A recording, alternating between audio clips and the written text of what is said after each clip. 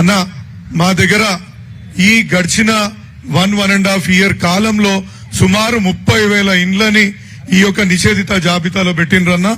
మాకు వక్ఫ్ బోర్డ్ లో ఇంతకుముందు ఎప్పుడు కూడా నిషేధిత జాబితాలో లేకుండే ఒక 20 ఎకరాలు కబ్జా పెట్టుకోవడానికి దాన్ని కూడా నిషేధిత జాబితాలకు తీసుకొచ్చిండ్రు.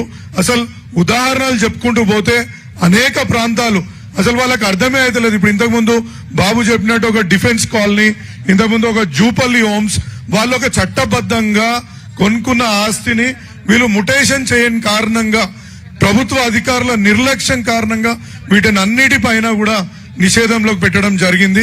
వీటిపైన మేము సమగ్రంగా పోరాడుతున్నాం.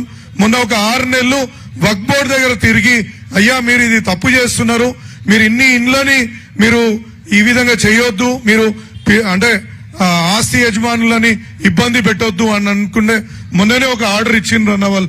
లేటెస్ట్ గా కూడా ఈ వక్ఫ్ బోర్డు ఒక 10,000 ఇండ్లని దాని నుంచి రిలీజ్ చేయించుకోగలిగినాం. ఇంకా అనేక పోరాటం చేయాల్సిన అవసరం ఉంది.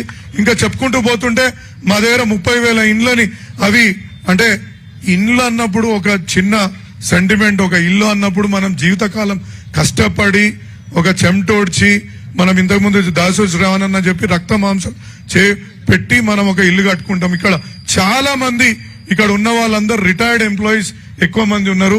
వాళ్ళు కట్టుకున్న ఇండ్లని సడన్ గా ఓ బిడ్డ పెళ్లి చేద్దాం, ఇవాళ బ్యాంక్ లోనికి పోదాం అని అనగానే వాళ్ళు సబ్ రిజిస్టర్ కార్యాలయం వెళ్ళంగానే అక్కడ వాళ్ళు అంటుండ్రు మీది నిషేధిత జాబితాలో ఉంది. నిషేధిత జాబితాలో ఎందుకున్నది మాది?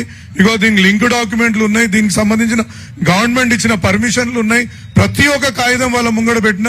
అసలు నిర్దాక్షిణ్యంగా వాళ్ళని బయటికి గెంటేయడము ఏంది అంటే, మళ్ళా ఒక 50,000 1,00,000 తీసుకురండి ఏదైనా చూద్దాం అనే విధంగా ఇలా సబ్ రిజిస్టర్ కార్యాలయాలు, ఎంఆర్ఓ కార్యాలయాలు తయారైన సందర్భం మేము చూస్తున్నామన్నా.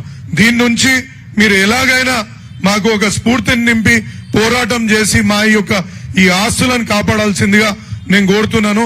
ఇంకా అనేక ఉదాహరణలు చెప్పాలని ఉంది, కానీ మీరైతే ఇంకా మంచిగా ఎక్స్ప్లెయిన్ చేస్తారనే ఉద్దేశంతో ఈ అవకాశం ఇచ్చిన ప్రతి ఒక్కరికి ధన్యవాదాలు. జై తెలంగాణ.